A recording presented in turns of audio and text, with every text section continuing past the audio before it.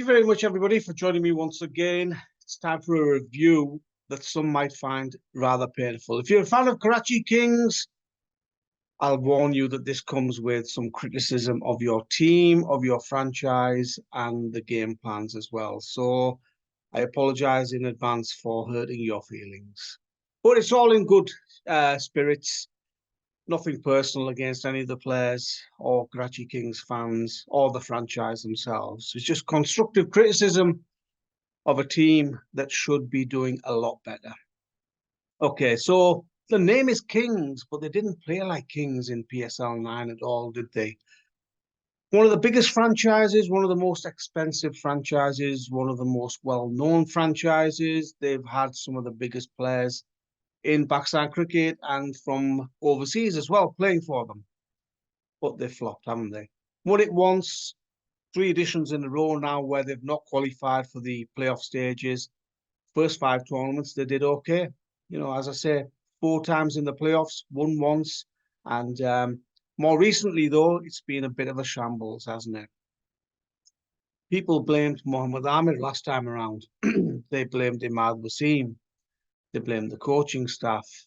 They said that the spirit amongst the players, amongst the squad wasn't good. Well, Mohammad Ahmed's not there. Imad Wasim's not there. Other guys aren't there. Yet it's the same issues, the same problems.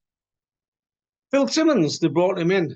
Now, whoever is the head coach of Karachi Kings has got a tough job on their hands.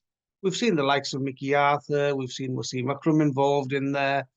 We've seen Phil Simmons this time, and we've seen other high-profile coaches as well. It's a tough job, but it's a job that should come with a health warning because the pressure, I feel, is highest in this franchise and expectations are very, very high. So whoever goes in there, you're not going to have an easy ride because, as I say, the fans expect you to do well. Where did they go wrong this time?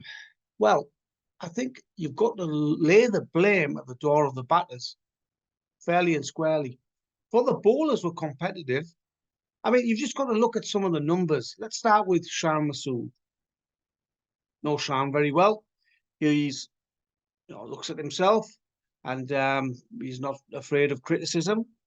So this isn't really good enough, Shan. As skipper, strike rate of 105.33, 158 runs in 10 innings, average of 15.8. Absolute rubbish numbers. He'll be the first to admit that as well. When your captain is not playing well, your captain's struggling, then a lot of the team will then follow suit as well because he's lacking confidence. He's lacking confidence in the decisions he's making as well. He's had a disastrous tournament. They brought him in as skipper, high expectations, high hopes, flopped massively. James Vince, a batter who I like a lot. I've seen him all around the world, smashing bowling attacks here, there, and everywhere. Was this really the same James Vince that we've seen over the years? Didn't look like it.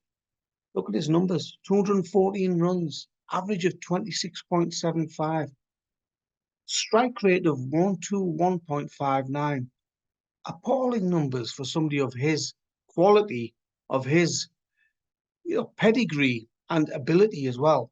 He'll look at those numbers and he will be hugely disappointed. And you've got the likes of Shoaib Malik. Yeah, I get Shoaib Malik's game, his game plan, but a strike rate of 115.98 in a T20 tournament, it's just not good enough, really, is it? You're then relying on guys like Irfan Khan, Kieron Pollard, and a couple of the other batters to lift those run rates. When you've got 3 of your top 4 batters with a scoring with a strike rate of 105.33, 121, and 115, that is putting huge pressure on the other batters. Irfan Khan did well. I thought he was one of the plus points. Kieron Pollard, we know what he's capable of. But as I say, 3 out of your top 4 batters are struggling. Then your team's going to struggle as well. And as I say, putting pressure on the lower order, the middle order to get those runs very, very difficult. They can't do it all the time, and this is a problem that obviously Pakistan has faced in recent times as well. And as I say, I mean, the bowling has been okay. Zaid Mahmood was brought in, did a fantastic job, excellent economy rate. Hassan Ali had a decent tournament as well. Mir Hamza, who many feel isn't a T20 bowler, I know he was injured for the last few games, but it's fantastic with the new ball, taking early wickets, putting the opposition under pressure. You know, he used those skills that he's got in red ball cricket and brought them into his white ball game. And as I say, with that new ball, he was one of the best bowlers in the tournament. Musrabani, he was brought in as another replacement, bowled well, good economy rate as well. So, you know, you can't really fault the bowlers that much. That the main bowlers did well. Mohammad Nawaz needs a kick up the backside, really. 2 wickets in that tournament, simply not good enough. Um, he's a bowler who we've seen over the years represent Pakistan, and really in a T20 tournament, that many matches that he's played, to take only 2 wickets, he was the weak link in their bowling attack. Really, simply not good enough. We've seen other spinners. We've seen Saim Ayub take more wickets than him. We've seen other part-time bowlers, Kushdil Shah, etc., bowling better than him. So really, that's not good enough, Nawaz. But overall, as I said, the Karachi Kings bowling wasn't their weakness. It wasn't a problem. It was the batting that was massively letting the rest of the team down. Um, the support is strange. I'm watching Karachi Kings playing at the National Stadium, and a lot of the fans are either sat at home not bothering to go to the ground. Look, I know there are issues with the facilities at the ground and to get there and the the access to the stadium as well. So I get all that. You know, people have sent me all that information, and I know it's not straightforward. So it would be wrong of me to sit here and criticize people for not going to the stadium. But come on, this is Karachi. You're cricket mad people, aren't you? There should be a full stadium there, and it never is. And even the fans that are there, from the games I was watching, most of them are supporting the opposition. So Karachi Kings playing at home in front of half a stadium, sometimes even less, and most of the supporters are rooting for the opposition. That must be a really strange feeling, that. And I think it's something that the PSL organisers need to look at in terms of where they're playing some of these matches. What else have we got? I mean, in terms of the picks, you could look at that draft, the Karachi Kings draft, who they picked, etc. And to me, it just did not have that look of a squad that was going to win the tournament. There were a lot of players who you wonder whether are they going to perform, and that's exactly what's happened. So very much like Lahore Qalandars that I mentioned the other day, there was no stability in the squad.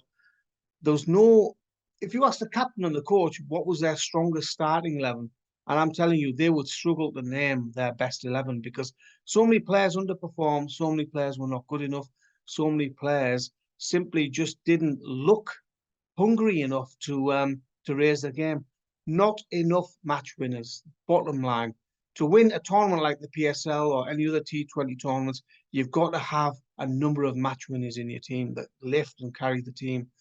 Karachi Kings had too many below par players, too many out of form players, and players who are not match winners.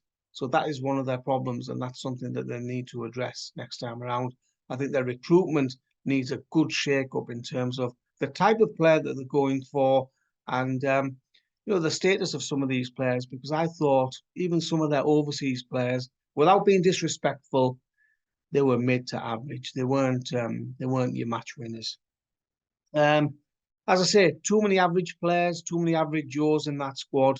And, when you've got a lot of average players and players out of form, you're not going to win too many games.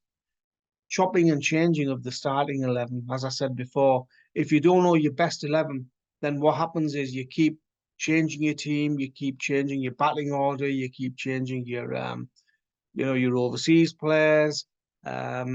And there was no constant really in that Karachi Kings team. There was no stability. There was no planning almost in terms of, this is the game plan. This is the batting order that we're going to go with.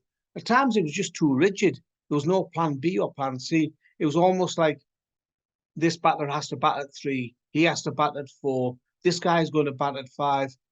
Think out the box. Do something different. Look at the likes of Irfan Khan. He was one of the best batters for Karachi Kings, and he's coming in at number 6 sometimes when the number 3, number 4, number 5 have been messing around, using up ball after ball. What could you expect the guy to do? Come in and score 50 off 15 balls?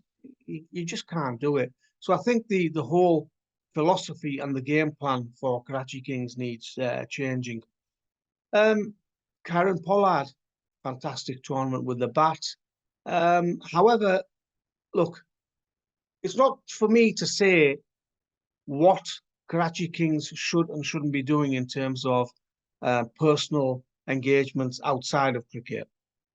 But if I was involved in that franchise and one of the players had said to me that, look, I need to miss a game and I need to go to India for a wedding, and I would have questioned that player's commitment.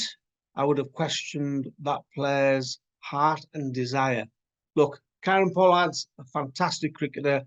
He's got nothing to prove. He's achieved a lot over the years, but I just find it very strange that he was allowed to leave the PSL, go to India, and then come back and miss a very, very important game for Karachi Kings.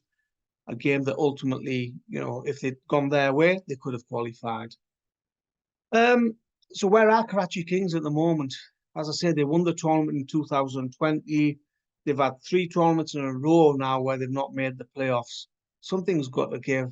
I think the owners need to look at their recruitment policy, and they need to have a better game plan, better strategy in terms of picking players and utilising the draft better.